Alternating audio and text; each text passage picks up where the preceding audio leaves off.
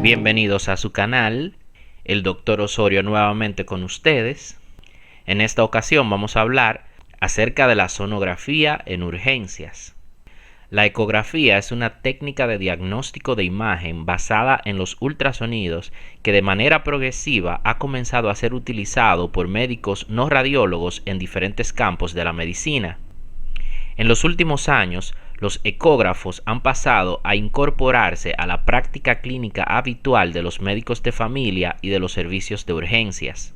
La ecografía clínica es una herramienta útil tanto en el diagnóstico diferencial de patologías urgentes como herramienta para realizar técnicas guiadas. Es rápida, segura y sensible y permite la reanimación continua y simultánea del paciente en el servicio de urgencias. Al ser inocua, puede repetirse tantas veces como sea necesario. Es dinámica y nos permite ver las consecuencias de determinadas acciones que realicemos sobre un paciente en tiempo real. El sonido es una forma de energía mecánica que se propaga en los distintos medios físicos por medio de ondas, las cuales originan oscilaciones en las partículas del medio atravesado. La frecuencia es el número de ciclos realizados por la onda sonora en una unidad de tiempo y se mide en Hz. A mayor frecuencia habrá mayor resolución y menor penetración, y a menor frecuencia tendremos menor resolución pero mayor penetración. Cuando hablamos de sombra acústica, nos referimos a una zona hipoecogénica o una zona anecoica que se proyecta más allá de una estructura que obstaculiza la transmisión de los ultrasonidos, como los huesos, el calcio, los litos o el metal. El refuerzo acústico posterior es el fenómeno contrario. Consiste en un falso aumento de la ecogenicidad más allá de estructuras anecoicas llenas de líquido por una aceleración de los ultrasonidos. Los dos planos básicos de la ecografía son el transversal y el longitudinal o sagital. El plano transversal se obtiene con el transductor dispuesto perpendicularmente al eje mayor del paciente. Cada vez que utilicemos este plano, el marcador del transductor estará a la derecha del paciente. De esta manera, la imagen formada será siempre similar a la que vemos en una tomografía computarizada. El plano sagital se obtiene con el transductor paralelo al eje mayor del paciente. El marcador del transductor siempre apuntará hacia la cabeza del paciente. La imagen que obtendremos tendrá la cabeza del paciente en la izquierda de la pantalla y los pies a la derecha. El protocolo FAST, que es la ecografía abdominal en urgencias, constituye la exploración paradigmática dentro del ámbito de la ecografía en las urgencias. Actualmente se encuentra incluido en la evaluación secundaria del protocolo ATLS. Posteriormente se ha modificado el protocolo a su versión extendida, que incluye una valoración del tórax. ¿Para qué sirve el FAST? La ecografía ha reemplazado a otras técnicas más cruentas en el paciente inestable con traumatismo grave, como puede ser la punción, lavado peritoneal. El taponamiento cardíaco traumático, el neumotórax a tensión y el hemotórax masivo pueden provocar la muerte con rapidez si no se detectan y tratan en el servicio de urgencias. La exploración física no es fiable para la detección del taponamiento cardíaco en el ámbito del servicio de urgencias y tiene una sensibilidad de solo 50 a 60% para detectar lesiones intraabdominales. La ecografía FAST es incruenta, rápida y repetible y puede realizarse a pie de cama. La eFAST o FAST extendido es más fiable que la radiografía de tórax en el decúbito supino para la detección de neumotórax. Un paciente con inestabilidad hemodinámica y un FAST positivo con presencia de líquido normalmente sería indicación de laparotomía urgente. ¿Para qué no sirve el FAST? El FAST no sirve para detectar el origen del líquido libre abdominal, la naturaleza del líquido libre abdominal, por ejemplo, si es sangre o ascitis, la presencia de lesión de víscera hueca o maciza. No podemos valorar el espacio retroperitoneal. En un paciente estable con un traumatismo abdominal cerrado, una ecografía FAST negativa no ofrece información alguna sobre los daños en vísceras macizas o huecas. Las áreas que vamos a valorar en el FAS son el pericardio, la fosa de Morrison y base pulmonar derecha, el espacio espleno-renal y base pulmonar izquierda, el tórax y la pelvis. Para valorar el pericardio, el plano que vamos a utilizar es el succifoideo. La detección de líquido pericárdico o hemopericardio es el elemento clave en la ecografía cardíaca y del pericardio asociado al trauma. La presencia de líquido pericárdico se objetiva como la presencia de colección anecoica entre ambas láminas del pericardio. También debemos valorar que exista taponamiento cardíaco mediante anomalías en el movimiento del septum o que el ventrículo se colapse durante la diástole. En esta imagen, realizada en el espacio succifoideo, podemos ver el ventrículo derecho, ventrículo izquierdo. Podemos ver el pericardio como una imagen hiperecoica que bordea el corazón. Y aquí podemos ver el hígado. La ventana hepatorrenal o espacio de Morrison está situado entre la cápsula de Gleason del hígado y la fascia de Gerota del riñón derecho. La presencia de líquido libre intraabdominal se objetiva mediante la presencia de una línea o colección anecoica entre la cápsula de Gleason del hígado y la fascia de Gerota del riñón derecho. Como podemos ver en esta imagen, aquí tenemos el hígado, aquí tenemos el riñón derecho y aquí tenemos el espacio de Morrison entre el hígado y el riñón derecho. En la segunda imagen podemos ver entre el riñón derecho y el hígado una imagen o una línea anecoica, la cual es sugestiva de presencia de líquido en este espacio. En esta imagen igual podemos ver hígado, riñón derecho y una imagen anecoica entre ambas estructuras, sugestiva de líquido en este espacio. Aquí también podemos ver un reforzamiento acústico posterior, lo cual refuerza los datos de presencia de líquido en este espacio. La ventana espleno-renal está situada entre el vaso y la fascia de Gerota del riñón izquierdo. Habrá que poner el transductor en un corte longitudinal a nivel lateral posterior, a menudo un poco más craneal que en el espacio hepatorrenal.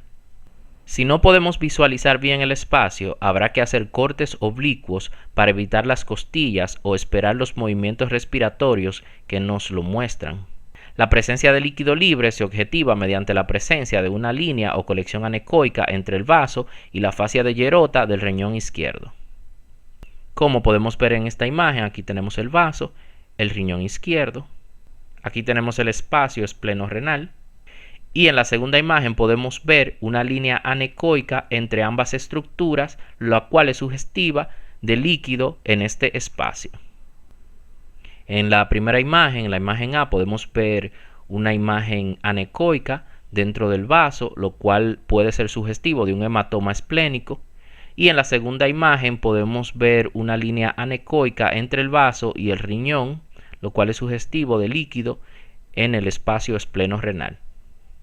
En esta imagen podemos ver una imagen anecoica en la parte superior del vaso con reforzamiento acústico posterior, lo cual nos sugiere la presencia de líquido a este nivel. En esta imagen también se ve una línea anecoica entre el vaso y el riñón, lo cual nos sugiere líquido en este espacio. Y en la segunda imagen podemos ver una imagen anecoica dentro de la ecogenicidad del vaso, lo cual nos sugiere la presencia de un hematoma esplénico. En el caso del paciente con un traumatismo grave, la ecografía pulmonar nos ayuda a detectar neumo o hemotórax. Para la detección del neumotórax se debe ubicar el transductor en la región pectoral superior de ambos lados. Se evaluará la presencia del deslizamiento pleural. Si hay neumotórax, no habrá deslizamiento, aunque puede darse en otras condiciones. El signo del punto pulmonar es el signo más específico del neumotórax en la radiografía de tórax. Si hay líquido en el ángulo costofrénico, las ondas de ultrasonido se transmitirán a través de él y permitirán la visualización del diafragma y el hígado o el vaso. Estos, en un pulmón normal, van a desaparecer con la inspiración.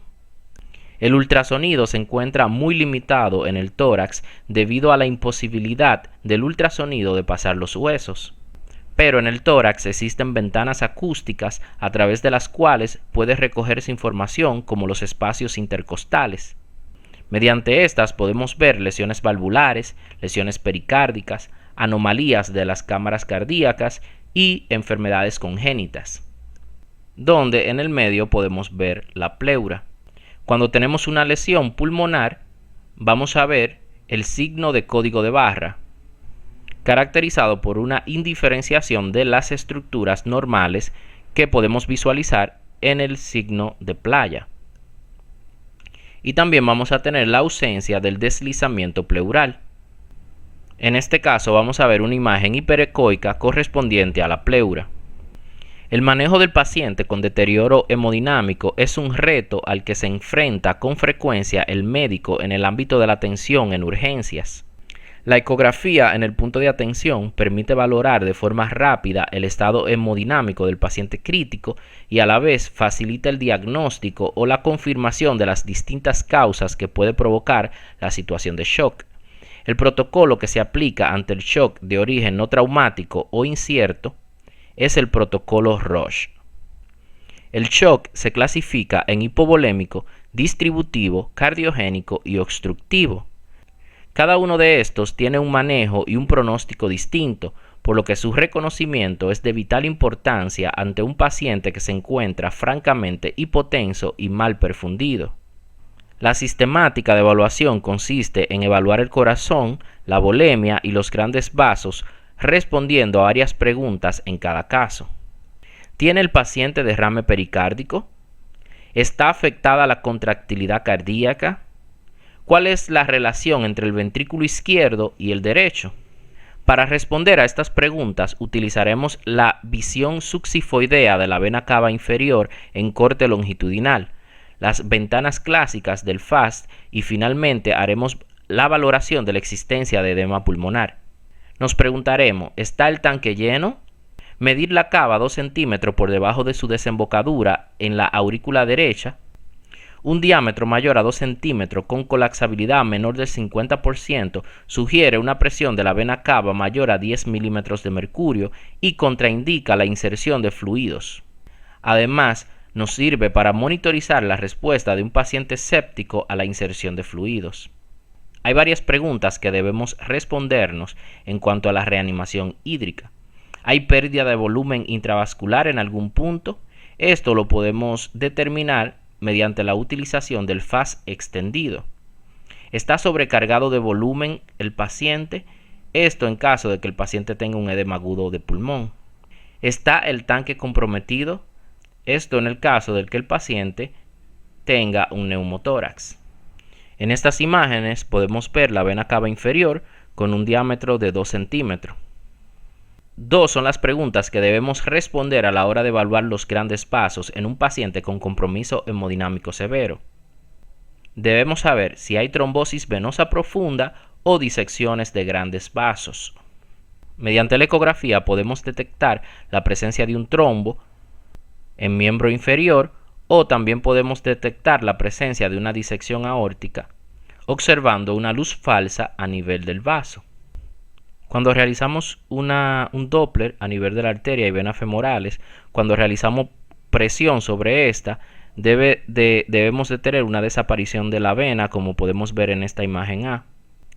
En este caso, en la figura 2, vemos que en esta imagen sin realizar compresión y en esta imagen realizando compresión, la vena sigue de igual tamaño. Esta falta de compresibilidad es un dato ecográfico fundamental para el diagnóstico de trombosis venosa profunda. En esta imagen se puede ver claramente la presencia de un trombo en la luz del vaso. Igualmente en esta imagen podemos ver la presencia de un trombo en la luz del vaso. Hasta aquí esta parte de conceptos básicos de sonografía en urgencias. Si les gustó el video, comenten o denle me gusta. Si no se han suscrito, por favor suscríbanse. Y hasta un próximo video.